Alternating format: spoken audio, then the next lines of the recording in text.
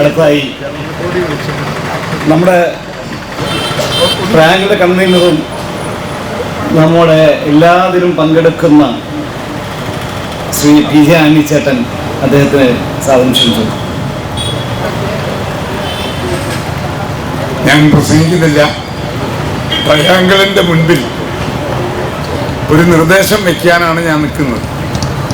നമ്മളെല്ലാവരും ഗാന്ധിയെക്കുറിച്ച് അതിമനോഹരമായ പ്രസംഗം കേട്ടു. ഓരോ പ്രസംഗവും ഏതാണ് നല്ലത്, ഏതാണ് ഉത്തമമായത് എന്ന് തിരിച്ചറിയാൻ പറ്റാത്ത വണ്ണം അഗാധമായ ആത്മാവിനെ തൊടുന്ന പ്രസംഗങ്ങളാണ് കേട്ടത്. വാക്കിന് തൂക്കമുണ്ട് ഈ ഉക്കൻ ഭൂമിയേക്കാൾ എന്ന് തോന്നിപ്പോയി ആ പ്രസംഗം കേട്ടപ്പോൾ. അവരുതിർത്ത ഓരോ അക്ഷരങ്ങളിലും തീയുണ്ട് എന്ന് തോന്നിപ്പോയി.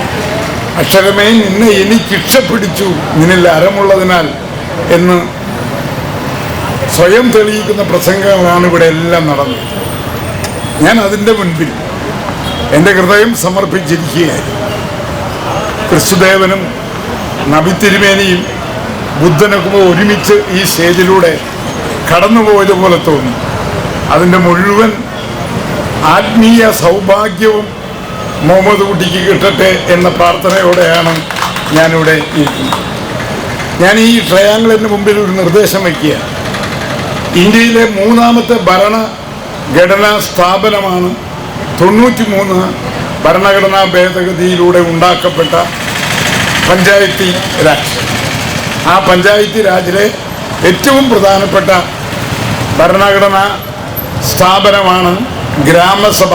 മുനിസിപ്പാലിറ്റിയിലാണെങ്കിൽ വാർഡ് സഭ. ഈ രണ്ട് സഭകളിലും നമ്മൾ പങ്കെടുക്കുന്നില്ല എന്നത് പോരായ്മയാണ്. അത് തിരുത്തും. ആ സഭകൾക്കൊരു അധികാരം തിരിച്ചു കൊടുക്കണം.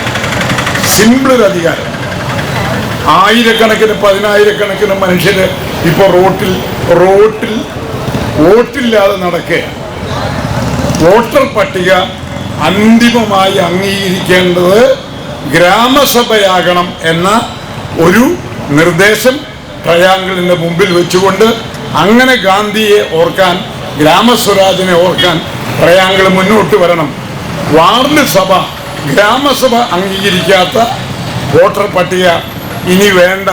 അതാണ് വോട്ടർ പട്ടികയുടെ അടിസ്ഥാനം എന്ന ഒരു വലിയ ഭേദഗതിയും പ്രസ്ഥാനവും ട്രയാങ്കിൾ ഉണ്ടാക്കണം എന്ന് അഭ്യർത്ഥിച്ചുകൊണ്ട് എൻ്റെ വാക്കുകൾ അവസാനിക്കുന്നു.